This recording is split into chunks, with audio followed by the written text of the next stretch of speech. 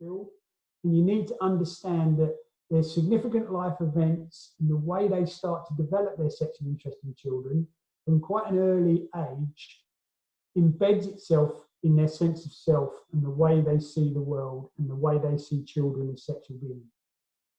Yeah, I think that, again, one of the things about children and their keen sense about people is that they sometimes will show you, particularly in role plays, they will show you what the perpetrator's sense of the world is, because whether they have you play the perpetrator or they're playing out that role, or a lot of times they'll do the back and forth, they'll switch back and forth between the roles, is that you will see that they get in some aspect that perpetrator's view of the world. They see it.